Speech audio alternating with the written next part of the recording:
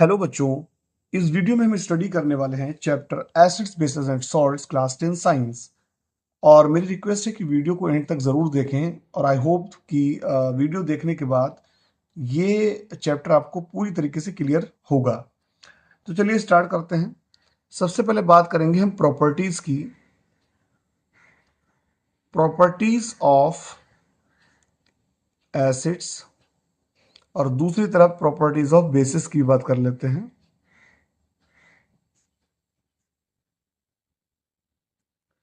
अगर properties of acids की बात करें तो इसमें पहली प्रॉपर्टीज की ये है कि एसिड जो होता है सोर इन टेस्ट होता है, यानी अगर आप इसको टेस्ट करेंगे तो ये आपको सोर यानी कि खट्टा लगेगा।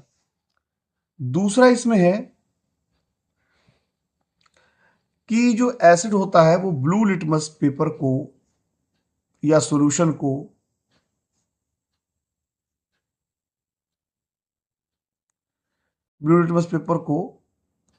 चेंज इनटू रेड, यानी ब्लू लिटमस पेपर को ये रेड कलर में चेंज कर देता है। तीसरी प्रॉपर्टी इसकी ये है कि it gives H positive aqueous ions in water, यानी वाटर के अंदर जो एसिड होता है वो H पॉजिटिव एक्वस आयंस या H3O पॉजिटिव आयन यानी हाइड्रोनियम आयन भी कह सकते हैं, इसे देता है हाइड्रोनियम आयन। और तो ये इसकी प्रॉपर्टीज हो गई। इसके अलावा अगर हम बात करें प्रॉपर्टीज ऑफ बेसिस की तो ये जो होता है बिटर इन टेस्ट होता है। दूसरी प्रॉपर्टी, ये रेड लिटमस पेपर को या सॉल्यूशन को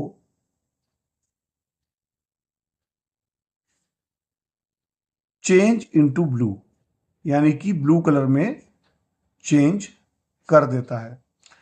तीसरी इसकी प्रॉपर्टी ये है कि ये सोपी नेचर का होता है, यानी कुछ जैसे साबुन जैसा चिकनावट होती है इसके अंदर है। और तीसरी प्रॉपर्टी है कि it gives hydroxide ion in water. तो यहां पर ये जो H पॉजिटिव H3O पॉजिटिव है, इस पर क्वेश्चन जरूर आता है कि जो एसिड होता है जब जैसे ही एसिड को वाटर में आप डिसॉल्व करेंगे तो वो H पॉजिटिव एक्वस या इसी को हम H3O पॉजिटिव आयन भी कह सकते हैं देता है। और जबकि जो बेस जो होता है वो OH नेगेटिव यानी कि हाइड्रोक्साइड आयन देता है।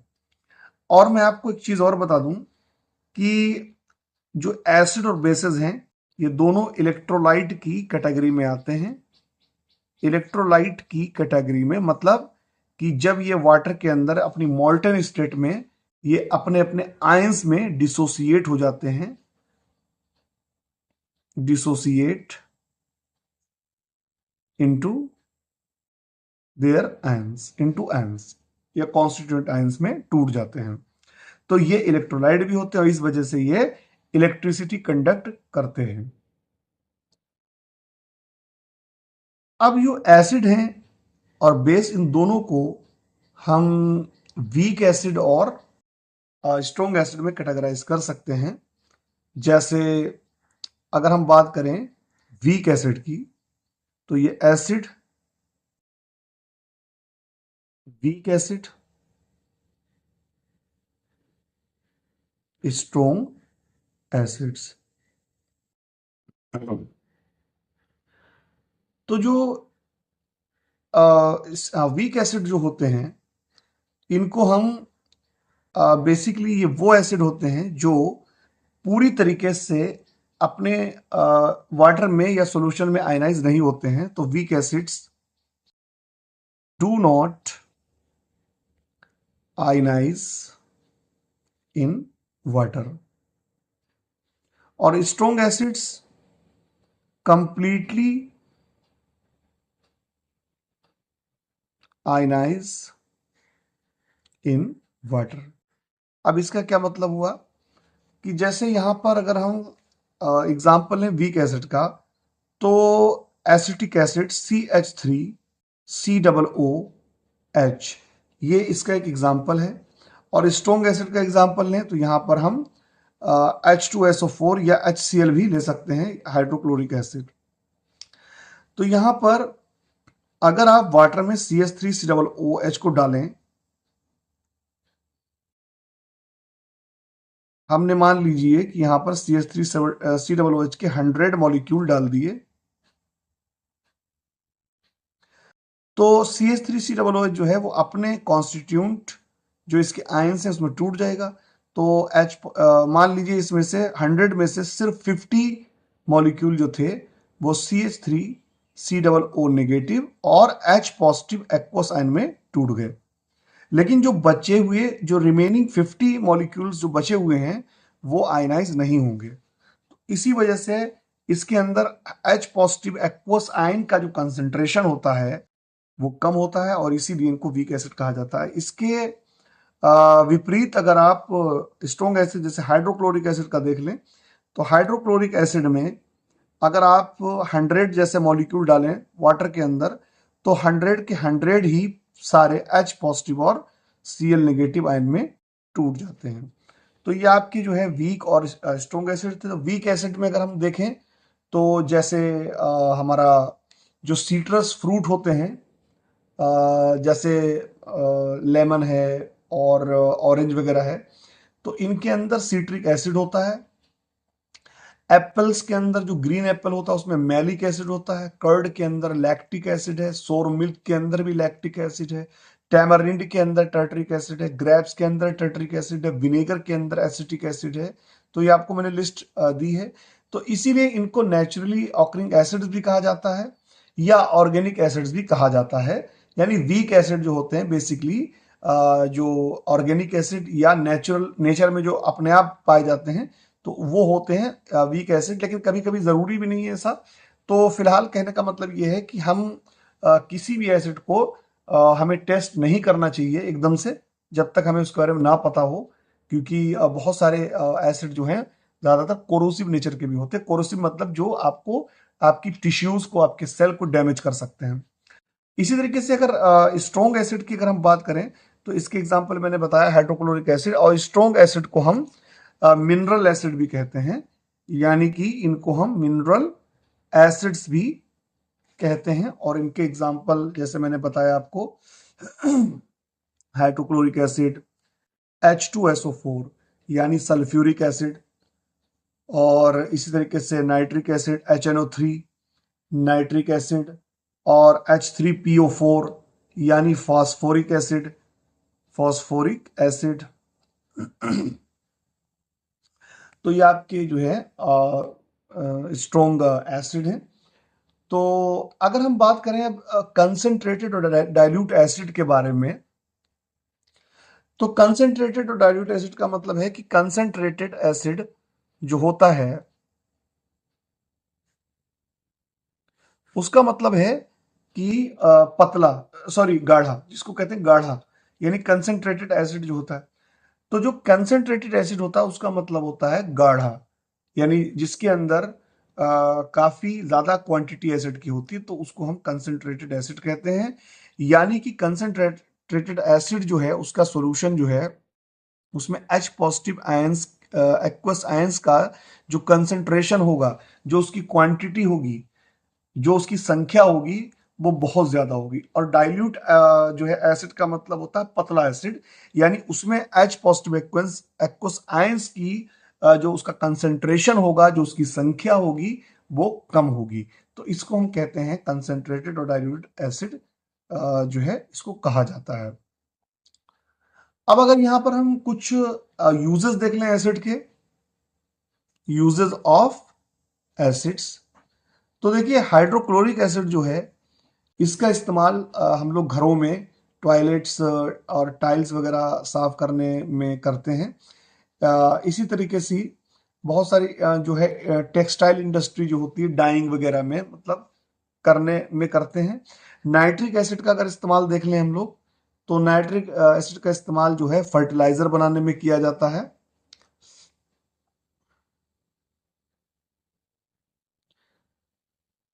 और इसी तरीके से डाई बनाने में, ड्रग बनाने में, एक्सप्लोसिव में यूज किया जाता है। सल्फ्यूरिक एसिड की अगर बात करें तो इसका इस्तेमाल भी फर्टिलाइजर बनाने में किया जाता है, और डिटर्जेंट बनाने में, प्लास्टिक वगैरह वगैरह बनाने में, पेट्रोलियम इंडस्ट्री में रिफाइनिंग के लिए भी यूज किया जाता है। तो ये एसिड थे। अब अगर हम बेसिस की बात कर रहे हैं तो जिस तरीके से हमने देखा कि एसिड जो है वीक और स्ट्रॉन्ग होता है, वैसे ही बेसिस भी वीक और स्ट्रॉन्ग होते हैं। तो यहां पर समझिए जरा। सबसे पहले जैसे वीक बेस की अगर हम बात करें तो वीक बेस का कंसेप्ट वही है कि ये इसके आयन जो होते हैं पूरी तरीके से डिसोसिएट नहीं होते हैं, और इस वजह से जो, जैसे मान लीजिए कि ये वाटर है और वाटर में आपने जैसे कॉपर हाइड्रोक्साइड मिला दिया। कॉपर हाइड्रोक्साइड जो है वो एक तरह का वीक बेस है। तो COH का होल ट्वाइस, तो यहां पर आपको पता होगा ये फार्मूला, कॉपर की वैलेंसी 2 होती, OH की 1, तो यहां पर 2 इधर आ जाएगा। तो जैसे ही इसको पानी में डालेंगे तो Cu2+ और OH नेगेटिव में ये टूट जाएगा, लेकिन सारे मॉलिक्यूल जो है आयनाइज नहीं होंगे। इसी वजह से OH नेगेटिव यानी हाइड्रोक्साइड आयन का जो कंसेंट्रेशन होता है, कंसेंट्रेशन ये इसमें लो रहेगा, और इसीलिए ये वीक बेस की तरह काम करेगा। तो ये तो आपके वीक बेस हो गए। और अगर स्ट्रॉन्ग बेस की बात करें तो ये पूरी तरीके से आयनाइज हो जाते हैं। जैसे एग्जांपल सोडियम हाइड्रोक्साइड, और सोडियम हाइड्रोक्साइड को अगर आप वाटर में डालेंगे तो ये पूरे के पूरे सारे मॉलिक्यूल Na+ और OH नेगेटिव में टूट जाते हैं। तो यहां पर हाइड्रोक्साइड आयन का कंसेंट्रेशन ज्यादा हो जाता है, और इस वजह से वो बेस जो होता है स्ट्रॉन्ग होता है। फिलहाल स्ट्रॉन्ग बेस में मैंने ये आपकी टेबल आपके सामने दे दी है स्ट्रॉन्ग बेसिस में। अच्छा, एक बात और समझ लीजिए, जो स्ट्रॉन्ग बेस होते हैं उनको हम एल्काली भी कहते हैं। बेसिस एल्काली, क्योंकि ये पानी में पूरी तरीके से घुल जाते हैं, मतलब आयनाइज हो जाते हैं। तो स्ट्रॉन्ग बेसिस में आप देख सकते हैं sodium hydroxide, potassium hydroxide, barium hydroxide, calcium hydroxide, sodium carbonate यानी वॉशिंग सोडा। जबकि वीक बेस में है एल्युमिनियम हाइड्रोक्साइड है, कॉपर हाइड्रोक्साइड है, और इसी तरीके से मैग्नीशियम हाइड्रोक्साइड भी ले सकते हैं, ammonium hydro, sodium hydrogen carbonate यानी बेकिंग सोडा जो होता है खाने वाला, ये सब वीक बेसिस में आते हैं। अगर इनका हम यूज देख लें बेसिकली बेसिस का, तो देखिए सोडियम हाइड्रोक्साइड जो है इसका जो यूज होता है सोप और डिटर्जेंट इंडस्ट्री में होता है, और इसी तरीके से पेपर और पल्प इंडस्ट्री में भी किया जाता है, और साथ में कुछ और केमिकल्स को प्रिपेयर करने में भी किया जाता है। कैल्शियम हाइड्रोक्साइड की अगर हम बात करें तो कैल्शियम हाइड्रोक्साइड का यूज जो होता है व्हाइट वॉशिंग के लिए किया जाता है, लेदर इंडस्ट्री में किया जाता है। अमोनियम हाइड्रोक्साइड की बात करें अगर हम, तो इसका इस्तेमाल जो है क्लींसिंग एजेंट यानी कि साफ सफाई करने में, और इस तरीके से प्रिपेयरिंग अमोनियम सॉल्ट्स। और एल्युमिनियम हाइड्रोक्साइड जो होता है AlOH का होल थ्राइस, इसका यूज किया जाता है एंटासिड्स में, यानी कि जो हम लोग, जो हमारे एसिडिटी हो जाती है पेट में, तो उसको रिलीफ कर में भी इसका इस्तेमाल किया जाता है, और टेक्सटाइल इंडस्ट्री में भी इसका यूज किया जाता है। और ऐसे ही मैग्नीशियम हाइड्रोक्साइड जो है इसका यूज भी एंटासिड में फॉर्मुलेशन में किया जाता है, जो इनो वगैरह हम पीते हैं, मतलब उस तरीके से यूज किया जाता है इसका। तो ये आपके एसिड और बेस थे, जिसमें मैंने कोई भी पॉइंट जो है लेफ्ट नहीं किया है। अब हम पढ़ेंगे इंडिकेटर्स के बारे में, इंडिकेटर्स के बारे में। तो इंडिकेटर्स में उसकी डेफिनेशन क्या है और क्या होते हैं इंडिकेटर्स। तो सबसे पहले जैसे मैंने आपको बताया कि एसिड जो होते हैं वो सोरिन टेस्ट होते हैं, यानी आप उसको टेस्ट करके पता कर सकते हैं कि एसिड है। इसी तरीके से बेस जो है उसको वो बिटर होते हैं। तो लेकिन आप जरूरी नहीं है कि कोई भी एसिड और बेस जो है वो नॉन कोरोसिव हो, यानी कि आप किसी भी एसिड और बेस को अपनी टंग से जो है टेस्ट करके जो है नहीं पता कर सकते, और ना ही करना चाहिए, क्योंकि अगर ऐसा हुआ और वो कोरोसिव हुआ तो वो आपकी बॉडी को, आपके टिश्यूज को गला देगा, यानी कि डैमेज कर देगा। तो इसी वजह से इंडिकेटर्स की हेल्प से हम चाहे वो हमारा एसिड बेस जो है कोरोसिव हो या नॉन कोरोसिव हो, तो हम इंडिकेटर की हेल्प से ये पता कर सकते हैं कि कोई भी अननोन सब्सटेंस एसिडिक है कि नहीं। तो जो सब्सटेंसेस एसिड और बेस को डिटेक्ट करने के लिए यूज किए जाते हैं, उनकी एसिडिक और बेसिक प्रॉपर्टी पता करने के लिए यूज किए जाते हैं, उनको हम कहते हैं एसिड बेस इंडिकेटर। तो एसिड और बेस इंडिकेटर, तो ये जो इंडिकेटर्स होते हैं ये दो टाइप के होते हैं।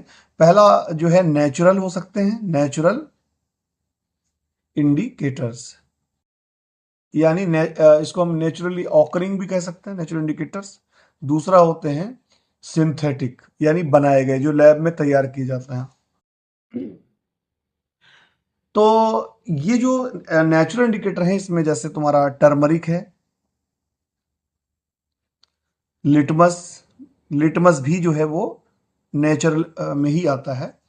चाइना रोज पेटल्स, यानी जो गूढ़ल होता है उसको कहते हैं, इसकी चाइना रोज की जो पत्तियां होती हैं। और रेड कैबेज जूस,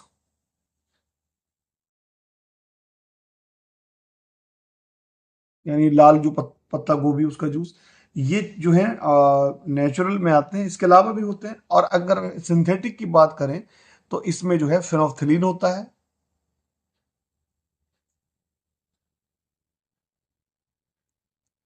और दूसरा लिटमस सिंथेटिक, मतलब लिटमस जो है सिंथेटिक में भी आता है, क्योंकि ये जो लिटमस जो है नेचुरल इंडिकेटर में लिटमस भी आता है।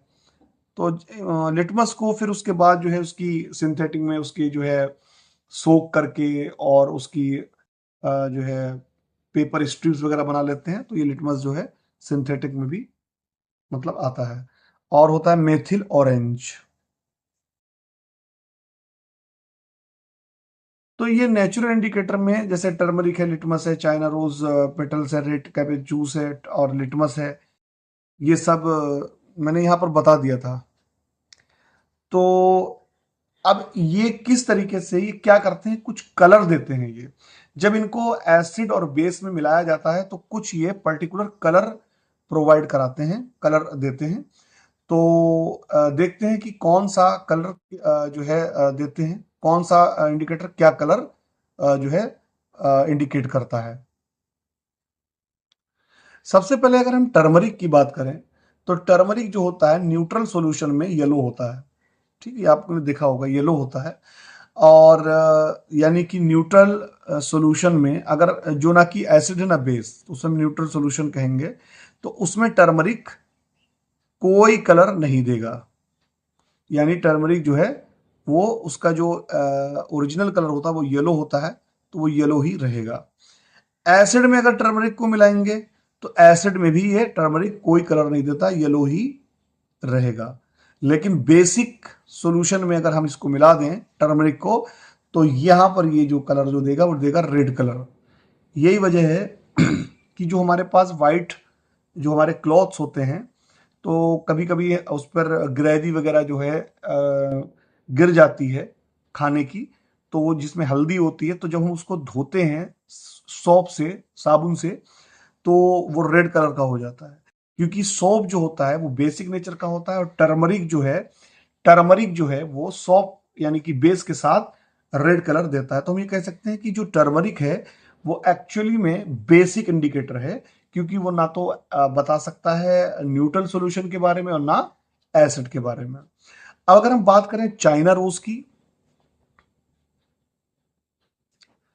तो चाइना रोज जो होता है, ये इसका जो नेचुरल कलर होता है वो होता है पिंक।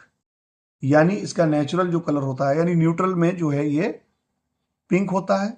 और जब एसिड में इसे आप मिलाएंगे, एसिड सॉल्यूशन में, तो ये जो है चाइना रोज,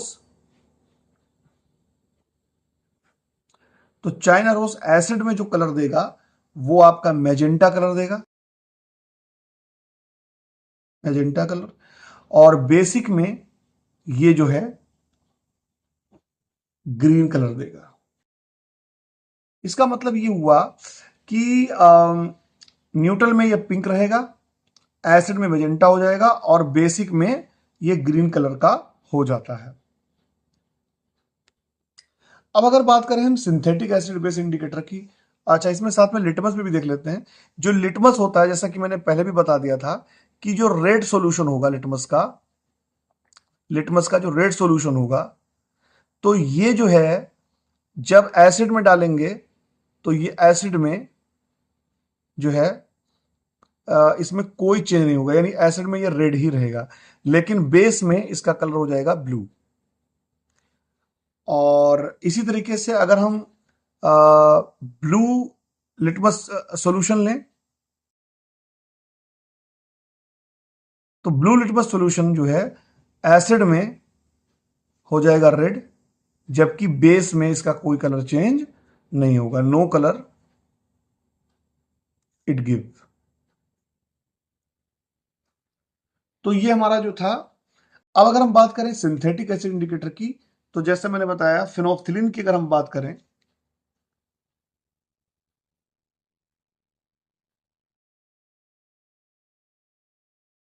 तो फिनोल्फ्थालीन जो होता है इसका ओरिजिनल कलर जो होता है, ओरिजिनल कलर इसका होगा कलरलेस, यानी इसका कोई कलर नहीं होता है।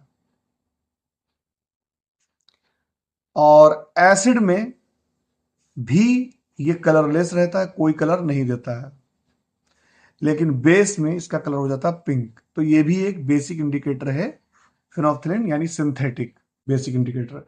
मेथिल ऑरेंज की अगर हम बात करें,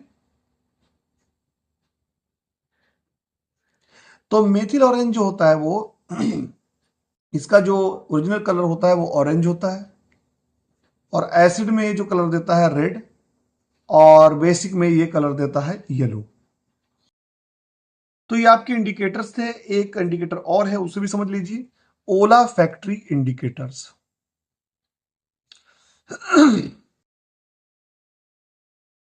जो ओला फैक्ट्री इंडिकेटर्स हैं, ये स्मेल प्रोवाइड कराते हैं, पर्टिकुलर स्मेल एसिटिक या बेसिक सॉल्यूशन में। इसके एग्जांपल हैं जैसे वनीला, ओनियन प्याज, क्लव, लौंग, ये सारे के सारे जो हैं ये ओला फैक्ट्री इंडिकेटर्स कहलाते हैं। तो these are indicators which gives a particular smell in acidic और बेसिक सॉल्यूशन। तो इसमें जो बेसिकली एसिडिक सॉल्यूशन है, तो एसिडिक सॉल्यूशन में जो ओला फैक्ट्री इंडिकेटर्स हैं, तो इनकी स्मेल जो है वो डिटेक्ट की जा सकती है, यानी कि बरकरार रहती है। लेकिन बेसिस में इनकी जो ओला फैक्ट्री इंडिकेटर है, बेसिस में जो है या बेसिक सॉल्यूशन में इनकी जो स्मेल होती है ओला फैक्ट्री इंडिकेटर्स की, वो कम हो जाती है या धीरे धीरे खत्म हो जाती है। तो फिलहाल ये आपका जो है एसिड बेस इंडिकेटर था, जिनकी हमने एक जनरल जो इनकी करेक्टरिस्टिक्स थी वो पढ़ी। और अब हम पढ़ते हैं हमारा मेन टॉपिक, जो कि हमारा जो है how do acids and bases react with metals. तो ये हमारा इसमें पहला टॉपिक है जो हम पढ़ने वाले हैं। ये अभी हमने जो है जनरल कैरेक्टरिस्टिक्स के बारे में पढ़ा। तो हमारा नेक्स्ट जो टॉपिक है वो how do acids and bases react with metals, इसके बारे में पढ़ेंगे हम। इन्होंने एक्टिविटी गिवन है इसमें, एक्टिविटी 2.3। तो इस एक्टिविटी में इन्होंने इसका फिगर मैंने दिखा दिया है। तो इसमें इन्होंने, ये हम पहले भी पढ़ चुके हैं, जिंक ग्रैन्यूल्स ले लेते हैं टेस्ट ट्यूब के अंदर, और यहां पर जो है वो जिंक ग्रैन्यूल्स हैं, यानी जिंक मेटल के छोटे छोटे पीसेस हैं। और इसके अंदर जो है डाल दिया है dilute sulphuric acid, dilute H2SO4 यानी सल्फ्यूरिक एसिड। तो यहां से जो है, जहां पर जिंक ग्रेन्यूल्स हैं, इनके पास में छोटे छोटे से जो है बबल से स्टार्ट हो जाएंगे निकलना। तो ये जो बबल्स होते हैं वो एक्चुअली में हाइड्रोजन गैस होती है, जिसको एक डिलीवरी पाइप के जरिए, डिलीवरी पाइप से जो है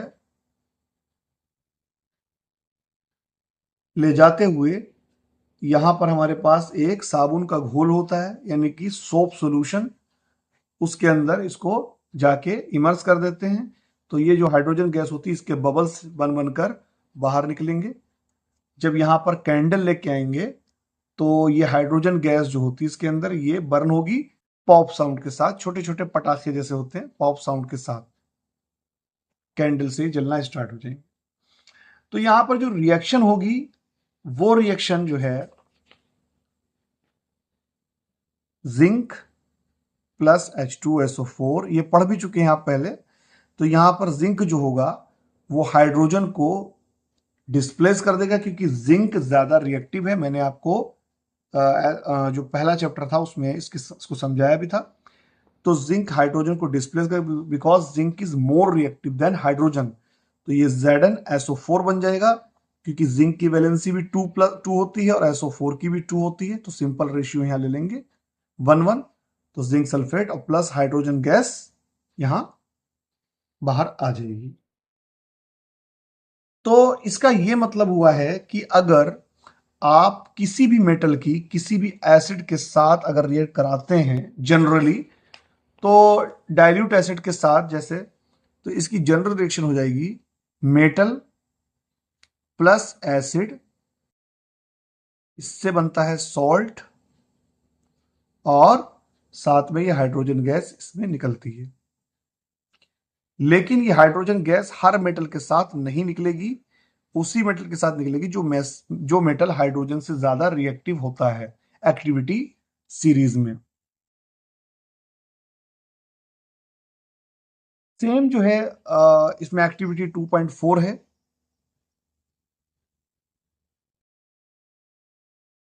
ऐसे ही जिंक ग्रेन्यूल्स को अगर टेस्ट ट्यूब में ले लें, वहां पर सोडियम हाइड्रोक्साइड लें H2SO4, तो वहां पर भी ये रिएक्शन होगी, यानी कि NaOH sodium hydroxide plus zinc, तो यह बन जाएगा सोडियम जिंकेट। ये रिएक्शन बहुत इंपॉर्टेंट है, इसको याद कर लेना आप। जिंकेट ये एक सॉल्ट है प्लस हाइड्रोजन।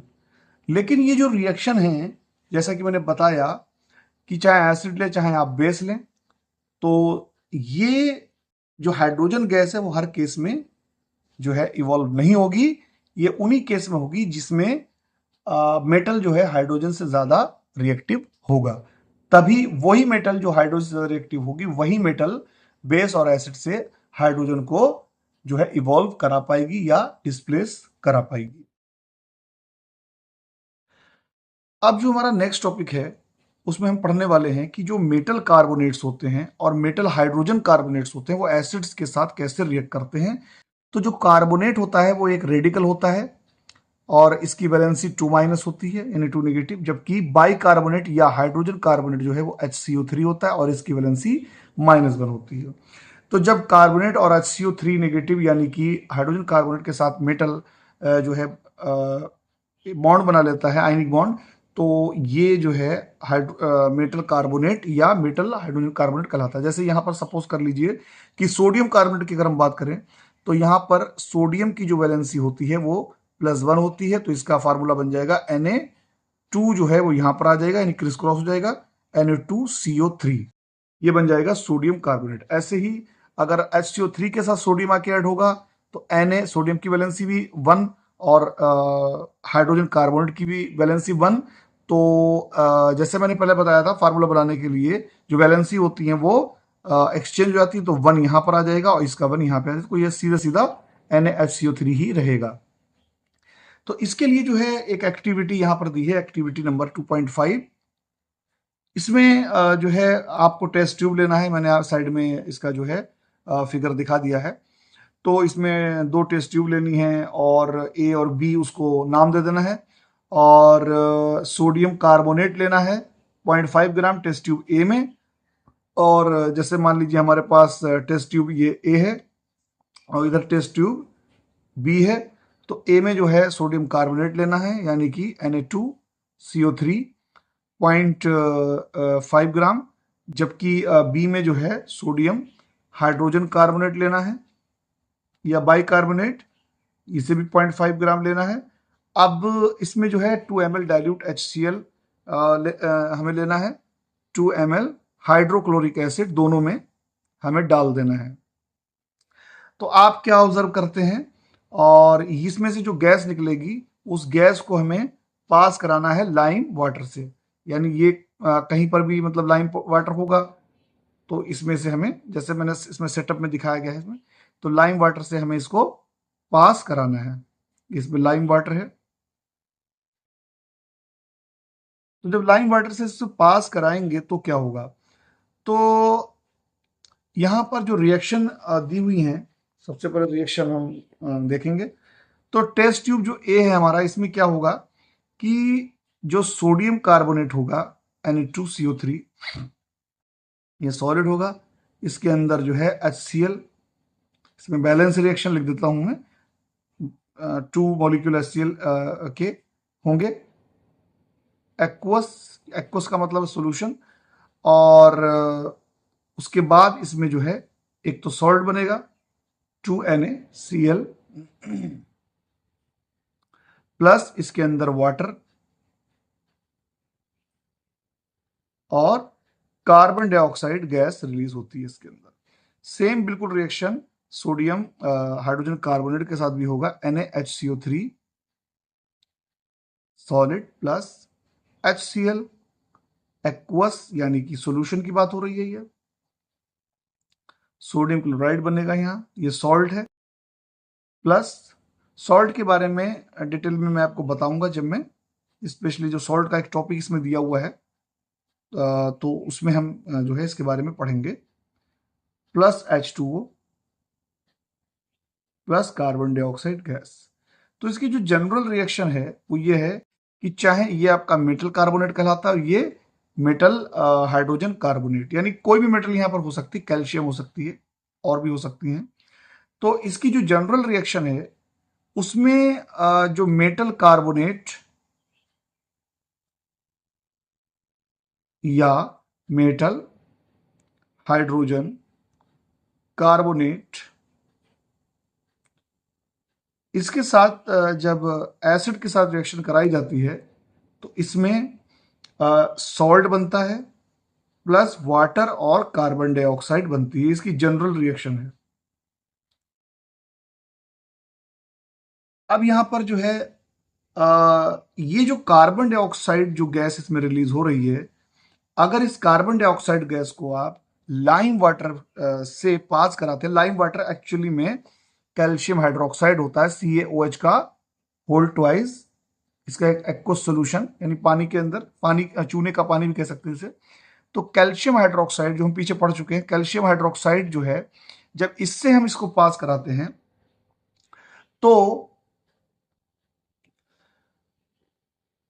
तो ये कैल्शियम हाइड्रोक्साइड जो है CaOH का होल ट्वाइस, ये कार्बन डाइऑक्साइड के साथ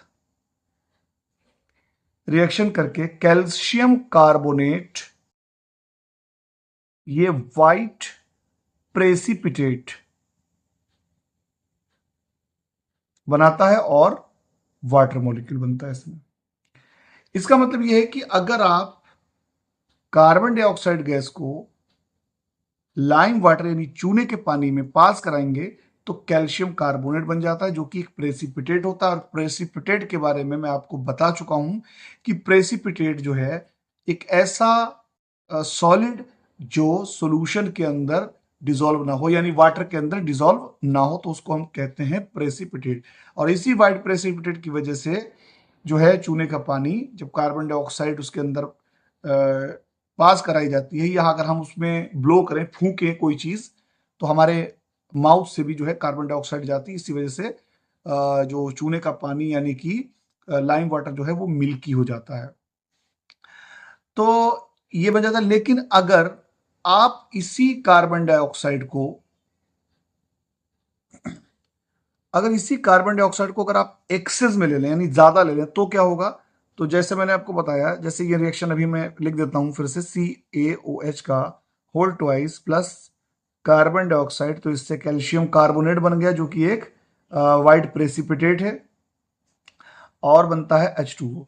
तो ये वाइट प्रेसिपिटेट बन रहा है। तो आप इसमें जब रिएक्शन पूछी जाए प्रेसिपिटेशन रिएक्शन, तो भी इसका एग्जांपल आप दे सकते हैं।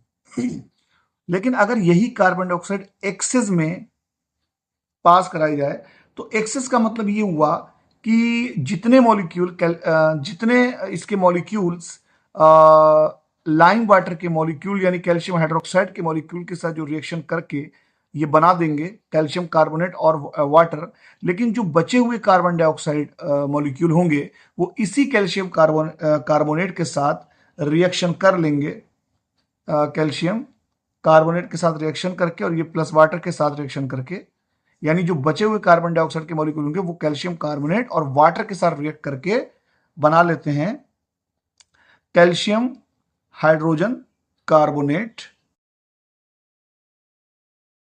और ये जो कैल्शियम हाइड्रोजन कार्बोनेट होता है ये आपका सोल्यूबल होता है, सोल्यूबल इन वाटर।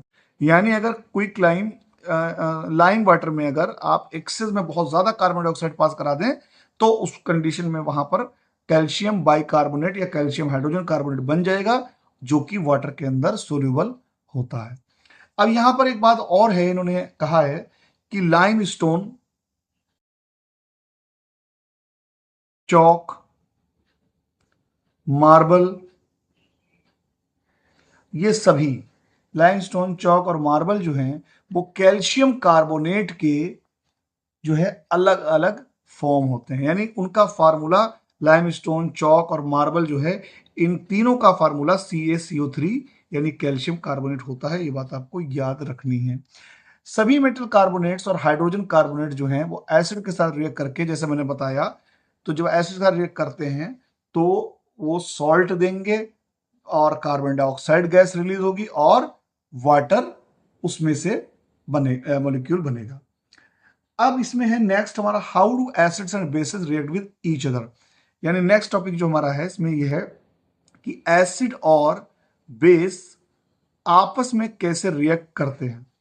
तो देखिए, सबसे पहली बात में एक्टिविटी 2.6 है, तो इसमें बहुत सारे एसिड और बेस लिए जाते हैं। तो जैसे यहां पर भी एग्जांपल लेते हैं, यहां एग्जांपल दिया है सोडियम हाइड्रोक्साइड, ये आपका है बेस, प्लस यहां पर हाइड्रोक्लोरिक एसिड ले लिया है, यहां पर एक्वस फॉर्म लेंगे दोनों के यानी सॉल्यूशन, और यहां पर ये दोनों रिएक्ट करके सॉल्ट बनाएंगे, ये बनेगा NaCl एक्वस प्लस वाटर। अब यहां पर जो बेस होता है, बेस का जो है पॉजिटिव पार्ट, यानी यहां पर अगर हम इस बेस को तोड़ें इनके आयंस में तो ये बन जाएगा Na पॉजिटिव और OH नेगेटिव। ऐसे ही एसिड का भी H पॉजिटिव और Cl नेगेटिव। तो यहां पर जो बेस का पॉजिटिव पार्ट होता है वो एसिड के नेगेटिव आयन के साथ जुड़ के सॉल्ट बनाता है। तो आप देख सकते हैं यहां पर NaCl, तो यही सॉल्ट होता है। इसका मतलब बेसिक कंसेप्ट यही है। और बचा हुआ पार्ट H2O। तो कुल मिलाकर यहां पर एसिड एंड बेस के बीच की जो रिएक्शन होती है उसमें उसकी जनरल रिएक्शन ये होती है कि एसिड प्लस बेस, इससे बनता है सॉल्ट प्लस वाटर, यही रिएक्शन होती है और इसको हम न्यूट्रलाइजेशन रिएक्शन भी कहते हैं। और ये रिएक्शन जो होती है वो आपकी एक्सोथर्मिक नेचर की होती है, इसमें हीट मतलब निकलती है। तो एसिड और बेस एक दूसरे को इफेक्ट को खत्म कर देते हैं, सॉल्ट बनता है और वाटर बन जाता है। इसी रिएक्शन, ये इसी कंसेप्ट पर हम अपने, जब हमें एसिडिटी हो जाती है, हमारे पेट में एसिडिटी हो जाती है, जब हम लोग ज़्यादा खाना वगैरह खा लेते हैं तो डाइजेशन की प्रॉब्लम आती है, हाइड्रोक्लोरिक एसिड ज़्यादा रिलीज हो जाता है, तो हम लोग जो है एंट एसिड लेते हैं, यानी कि एक तरह से माइल्ड बेस लेते हैं जो हमारे पेट में जाके एक्सेस एसिड को न्यूट्रलाइज कर देता है। अब इसमें जो है नेक्स्ट टॉपिक है कि मेटेलिक ऑक्साइड्स जो है एसिड के साथ कैसे रिएक्ट करते हैं। तो जो मेटेलिक ऑक्साइड होते हैं उनका जो है एसिड के साथ how they react with acids. यहां पर मैं आपको ये बताना चाहता हूं कि मेटेलिक ऑक्साइड का मतलब है कि ऑक्सीजन जो है उसकी वैलेंसी 2 नेगेटिव होती है। तो जब मेटल ऑक्सीजन के साथ रिएक्ट करती है, कोई भी मेटल हो सकती है, आयरन है और जिंक है, कोई भी है, तो उससे ऑक्साइड जो बनता है उसको कहते हैं मेटल का ऑक्साइड। और मैं एक बात बताना चाहता हूं कि जो मेटेलिक ऑक्साइड होते हैं ये सभी बेसिक नेचर के होते हैं, बेसिक नेचर, यानी ये बेस की तरह जो है बिहेव करते हैं, सिर्फ एल्युमिनियम ऑक्साइड को छोड़ के और जिंक ऑक्साइड को छोड़ के। ये दोनों जो हैं वो एम्फोट्रिक ऑक्साइड कहलाते हैं। एम्फोट्रिक का मतलब ये है कि ये एसिड और बेस दोनों की तरह बिहेव करते हैं, जो हम अगले metal and non metal chapter में इसके बारे में पढ़ेंगे। तो फिलहाल मेटेलिक ऑक्साइड जो है बेसिक नेचर के होते हैं। तो ऊपर हम पढ़ चुके हैं जो हमारी रिएक्शन थी एसिड और बेस की, कि एसिड प्लस बेस, इससे बनता है सॉल्ट प्लस वाटर। तो यहां पर जैसे मैंने बताया कि मेटेलिक ऑक्साइड भी बेस है, तो यानी यहां पर बेस की जगह हम मेटल ऑक्साइड रख दें, और जब मेटल ऑक्साइड एसिड के साथ रिएक्ट करते हैं तो हमारी यही रिएक्शन बनेगी, सॉल्ट प्लस वाटर। इसी तरीके से जो नॉन मेटेलिक ऑक्साइड होते हैं,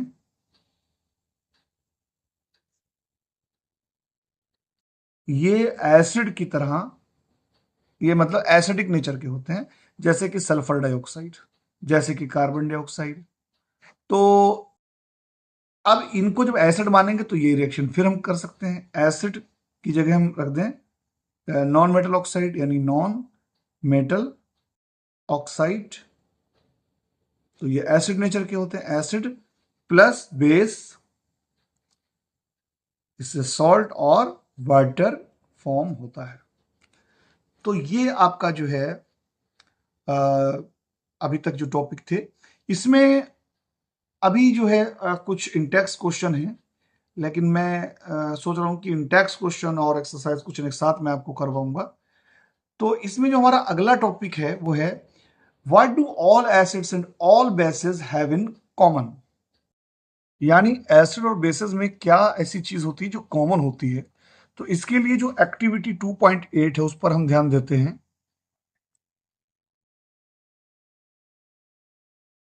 एक्टिविटी 2.8 में सॉल्यूशन लिए गए हैं। पहला ग्लूकोज का सॉल्यूशन है इसमें, और अल्कोहल, हाइड्रोक्लोरिक एसिड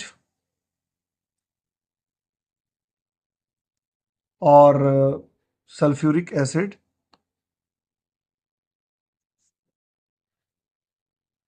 एक्सेट्रा। तो ये सॉल्यूशन लिए गए हैं।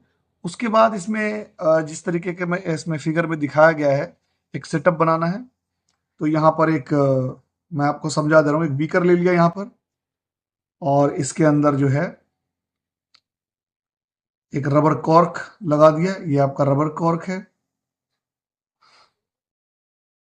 और इसमें जो है ये नेल लगा दी दो, और फिर उसके बाद इन नेल को बाहर जो है एक बैटरी के साथ जोड़ दिया गया,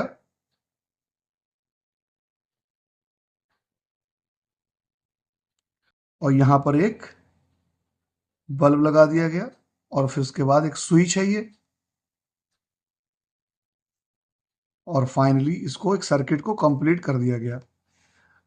अब यहां पर जो है सबसे पहले इसमें इन्होंने लिया है डाइल्यूट हाइड्रोक्लोरिक एसिड सॉल्यूशन।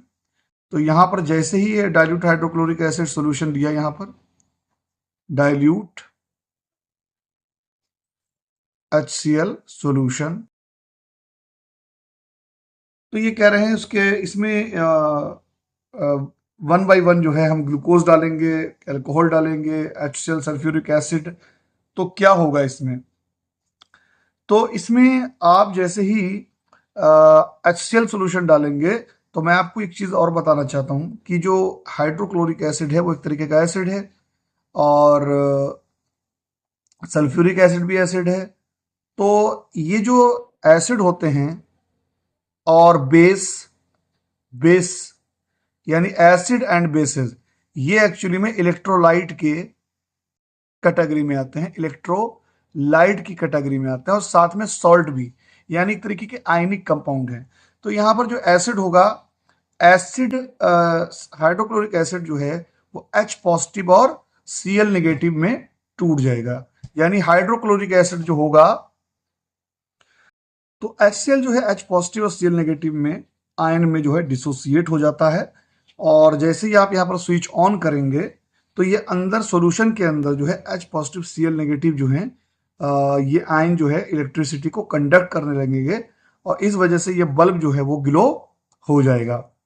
यहाँ पर अगर हम इसी एक्टिविटी में अगर हम सोडियम हाइड्रोक्साइड ले लें या कैल्शियम हाइड्रोक्साइड ले लें तो यहाँ पर भी ये बल्ब ग्लो हो जाएगा, क्योंकि सोडियम हाइड्रोक्साइड भी जो है Na पॉजिटिव और OH नेगेटिव में जो है डिसोसिएट हो जाता है, आयनाइज हो जाता है। तो यहाँ पर हमें ये देखना था कि एसिड और बेस में कॉमन क्या होता है। फिलहाल तो यहाँ पर ग्लूकोज की अगर मैं बात करूं तो ग्लूकोज का फार्मूला होता है C6H12O6 और अल्कोहल C2H5OH। लेकिन ये ग्लूकोज और अल्कोहल जो हैं ये आयनाइज नहीं होते हैं, ये आयनिक कंपाउंड नहीं है, तो ये सॉल्यूशन में आयनाइज नहीं होते हैं, तो इस केस में जो बल्ब है वो ग्लो नहीं होगा। इसका मतलब ये है कि जब बल्ब ग्लो हो रहा है तो इसका मतलब है कि अंदर इलेक्ट्रिसिटी कंडक्ट हो रही है, यानी कि सर्किट कंप्लीट हो रहा है।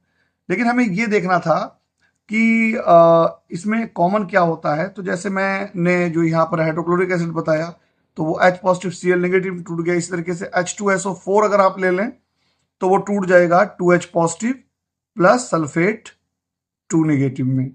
इसी तरीके से अगर आप HNO3 ले लें तो वो भी टूट जाएगा H पॉजिटिव और NO3 नेगेटिव में।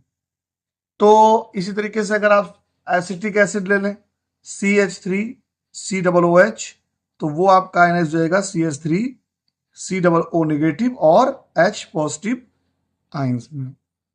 तो बेसेस में और एसिड में उनके कंपोनेंट जो उनके जो मतलब जो मॉलिक्यूल होते हैं वो अपने अपने आयन में टूट जाते हैं, यानी केटाइन और एनाइन यानी पॉजिटिव और नेगेटिव आयंस में।